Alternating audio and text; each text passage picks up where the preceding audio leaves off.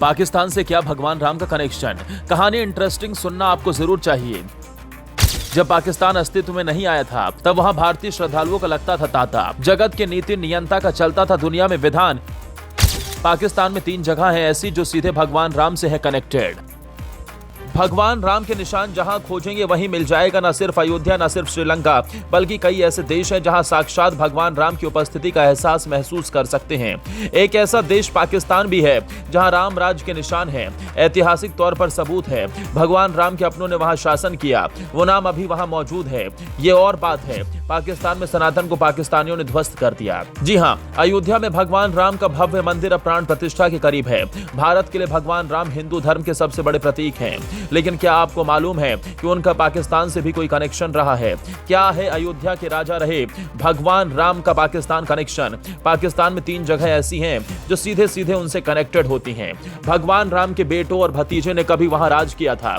भारत के बेटे ने तो एक ऐसे विश्वविद्यालय की स्थापना की जो अविभाजित भारत के पहले विश्वविद्यालय थे। जी हाँ, यह विश्वविद्यालय का नाम तक्षशिला है। तक्षशिला विश्वविद्यालय का नाम भरत के बेटे और भगवान राम के भतीजे तक्ष के नाम पर रखा गया। तक्षशिला का प्राचीन विश्वविद्यालय पंजाब में सिंधु नदी के पूर्वी तट पर तक्षशिला शहर, जो अब पाकिस्तान में है, वहां मौजूद था। इसकी स्थापना 6ठी शताब्दी ईसा पूर्व में हुई थी।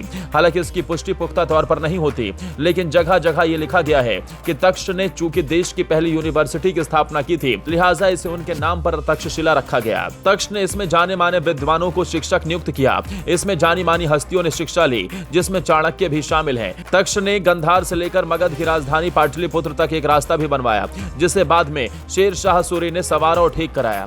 तक्षशिला विश्वविद्यालय को दुनिया का सबसे पहला विश्वविद्यालय माना जाता है।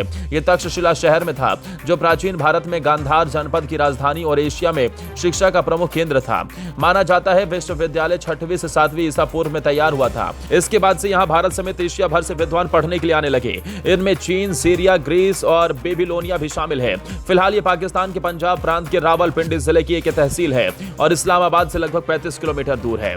हालांकि माइथोलॉजी ये भी कहती है कि इसकी नींव श्री राम के भाई भरत ने अपने पुत्र तक्ष के नाम पर की थी। बाद के समय में यहाँ कई सारे नए पुराने राजाओं का शासन रहा। इसे गांधार नरेश का राजकीय संरक्षण मिला हुआ था और राजाओं के अलावा आम लोग भी यहाँ पढ़ने आते रहे।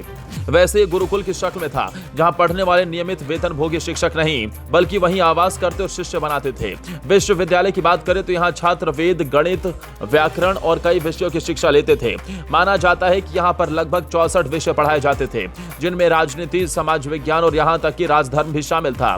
साथ ही युद्ध से लेकर अलग अलग कलाओं की शिक्षा मिलती।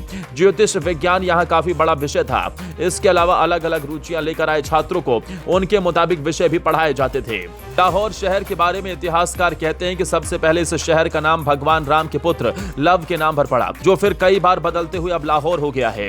लाहौर के लाहौर फोर्ट में लव का एक मंदिर भी है। इसी तरह लाहौर के पास ही पाकिस्तान का एक और बड़ा शहर बसा हुआ है, जिसे कसूर कहते हैं। इतिहासकार कहते हैं कि भगवान राम के दूसरे बेटे कुश से जोड़ते हैं, जिनके नाम पर शहर का नाम पहले कुश था लेकिन फिर कसूर हो गया। पाकिस्तान में हिंदू कुश की पहाड़ियों को भी भगवान राम के बेटे कुश से जोड़ा जाता है।